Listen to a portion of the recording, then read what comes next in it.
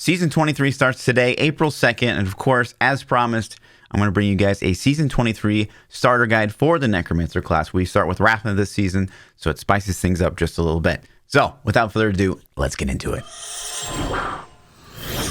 We're going to start out the starter guide literally just like we start all of the other starter guides. Do not do your challenge rift this week.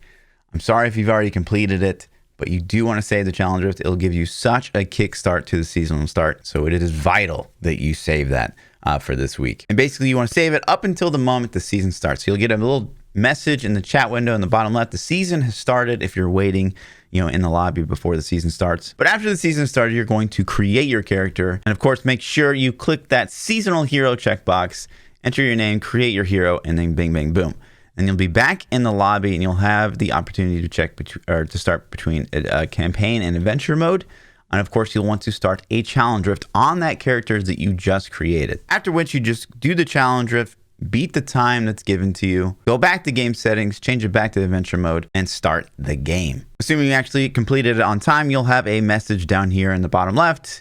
You just click it and you'll be able to claim your challenge rift rewards. But first up, that's going to give you quite a handful of blood shards to spend right away at level 1. Now, over seasons and seasons of kind of perfecting the leveling process on a Necromancer, what I'm first going to recommend you do is come over to Kadala and immediately roll gloves and try to get a pair of Grasp of Essence. Grasp of Essence are the corpse explosion gloves and give you a nice chunky damage modifier to use while leveling. And as soon as you hit those Grasp of Essence, which hopefully you do and you're not crazy unlucky, you're going to stop rolling blood shards and continue on to part 2. Here we have to go to the ruins of Sescheron, go get the Herodric Cube, because next we're going to upgrade our two-hand scythe. So after you've gotten the cube, you're going to want to come over to your blacksmith. You should have just enough gold to train him up to max level. Go ahead and train up the enchantress to max level as well. You come over and go to a two-hand scythe. Make sure you pick the level 71 sovereign scythe, craft it, and bing, bang, boom. We're going to use this two-hand scythe to upgrade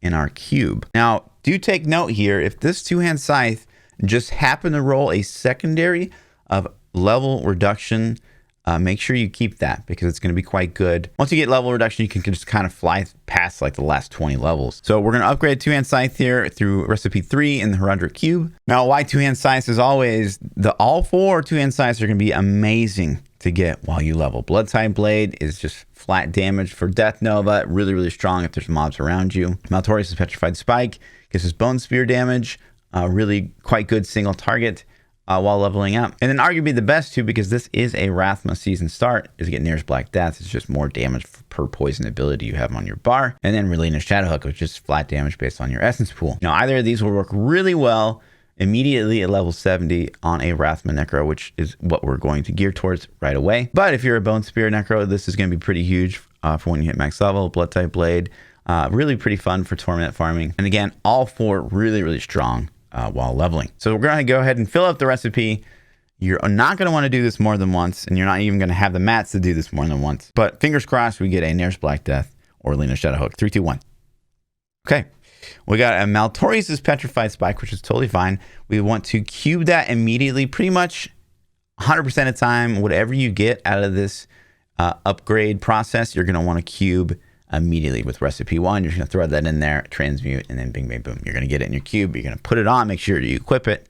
I had a season once where I forgot to equip it. And then bing, bang, boom, right? That's a damage modifier while you're leveling. Make sure you put that skill in your bar as soon as you can. Now, the reason I said kind of sit on the rest of your blood shards is because depending on what you get is what I'm going to recommend you roll with the remainder of your blood shards. If you're one of those people that get crazy lucky, you get Grasp of Essence right away, what should you spend the rest of your blood shards on? Well, if you happen to get that blood type blade, I am going to recommend you wait till like level 30 or so and start trying to roll an Iron Rose. This will just let you spam the Nova without having to have resource for it. 100% chance when you siphon blood. If you're playing in a group setting and you guys are going to rush rat runs, I'm obviously going to recommend you roll the Ring of Circle of Naluge Evil. That is a level 1 Necromancer ring that you can throw in your cube right away. Really quite good. Or if you want to start planning ahead for, being able to run Singularity Speed in regular rifts, you could, of course, spend it on the ring here as well. You could get a Leoric's Crown, roll helmets and get a Leoric's Crown and put a red gem in your helmet to get more XP while leveling. You could even roll Poxfalds if you don't really care to min-max all that much. But again, priority 1 is getting the aggressive essence, the corpse explosion gloves. Those are going to be really, really big while leveling. And lastly, the thing I like to do before I kind of get cracking, right? So we've got our two-hand scythe cubed. We've got aggressive essence on, hopefully. And we've kind of min-maxed all of our blood shards. I like to go ahead, and usually I'm grouping, so I'm waiting on other people anyways to get warmed up. I like to go ahead and craft my level 70 two-hand weapon. So you're going to come over to the blacksmith. You're going to craft a two-hand axe. And the important thing you're looking for here, as always, is that CC chance on the secondary. So you see right here on the secondary, it says 1.6% chance to slow on hit. Any effect that's like that, right? So fear on hit, stun on hit, blind on hit, freeze on hit, chill on hit, blah, blah, blah, blah, blah, right? That's what you're looking for, because it will knock those percentages out of trying to get level reduction, level requirement reduction on the secondary. So as long as you hit that CC axe, decent stats, we're going to come over to the enchantress and try to re-roll the other secondary into level cost reduction. Now you're only going to be able to do this a handful of times, and it's all RNG you're here, so it's just kind of like crossing your fingers and hoping to get a big fat -30 roll. And we're about 6 rolls in, so here's where we'd be starting to sweat. Boom, level 26 reduction. That's pretty darn good. And then what I like to go ahead and do, just so I don't screw over myself, is go ahead and transmogrify the axe with a lumber axe, a 500 gold lumber axe, just so when I go over to the blacksmith and I'm doing like a salvage all, it will not hit something that's transmogged. So a little pro tip in case you accidentally delete your axe. Right, so now we are max level, right? So we've gone through the leveling process and we're working towards getting our Hadri's Gift, our Rathma, as fast as we possibly can. Immediately, there's going to be 2 ways you can kind of get upgrades as fast as you can. Blood shards and upgrading gear through the Herodic Cube. Now, through the Herodic Cube, I'm going to recommend you upgrade one-hand scythe until you get your hands on a Jesseth Skull Scythe. Obviously, Jesseth has a ton of synergy with Rathma. It's pretty much going to be a staple in any Rathma setup. So you're going to get your hands on Jesseth as fast as you possibly can. Now, there's a lot of other good one-hand scythes that you can cube right away that will help you out.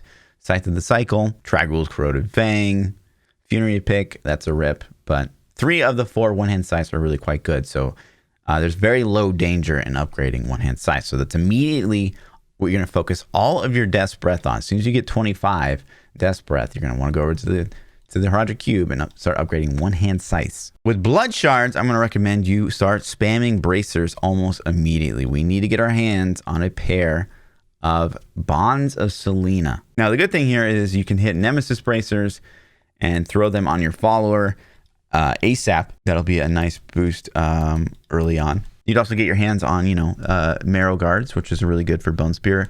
Again, Ice Spear is probably going to be still the best, solo speed farming setup. So, maybe look out for that gear right away as well. And then, if you're grouping or playing solo, keep an eye out for that jewelry that you need, right? You need a COE, a Christmas Sentence. There's nothing you can do to focus on a Christmas Sentence.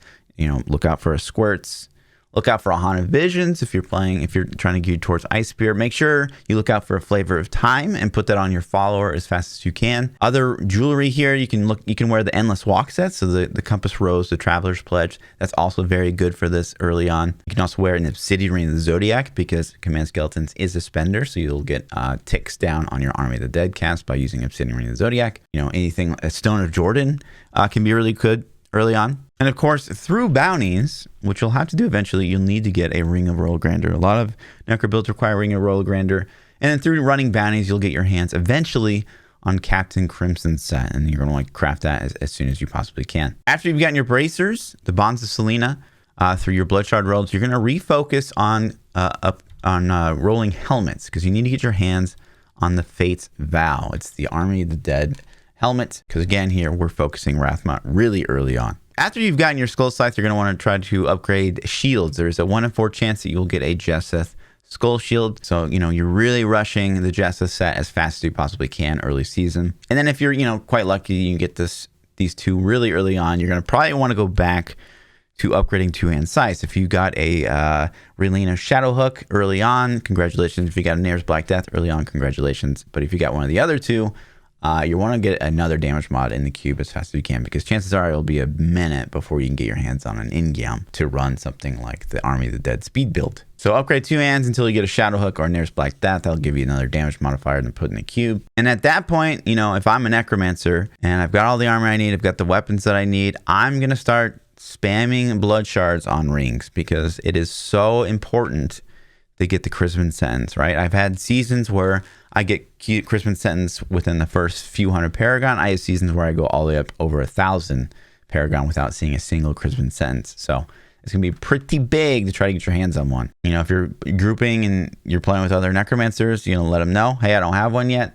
Work together. Rat runs are still going to be very, very strong. So high probability that you'll be running with some kind of Necromancer. Now, again, as we said, we are rushing the Army of Dead speed build. And if you guys want to find all of my builds that I've ever made that I still feel are relevant in the current state of Diablo, you should join my Discord, !Discord in my Twitch chat, or scroll down below and you'll see a link to join the Discord. And on the Discord, we have a section here on the left panel, the pinned panel of Necro-guides. And in that panel, you'll find every single thing we think is still relevant or still good. Now, quick caveat here, say you like, oh, Ice Spear. Ice Spear, again, guys, is probably going to be the best solo speed farming build for the Necromancer next season. It is still stupid strong. So you go down, you'll click the Ice Spear video, and you might notice immediately, okay, so this video is posted in June 2020, and you're like, Fluffle, this is a little out of date. Just scroll down, and right there in the first line, you'll see a written guide. And I keep these written guides up to date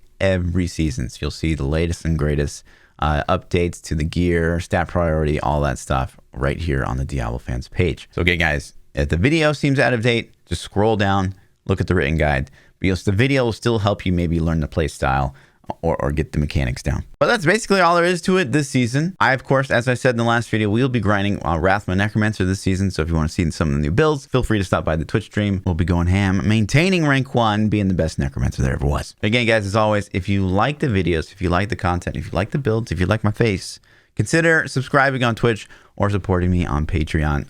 Any little bit you guys want to do helps a lot, I promise. Or you can just come lurk and hang out, whatever you're comfortable with. No big deal. But that's going to do it for this video, guys. Hopefully this has helped you in some way prepare for season 23. And as always, guys, like, subscribe, come over to Twitch, ask your questions. We love you guys. Peace out.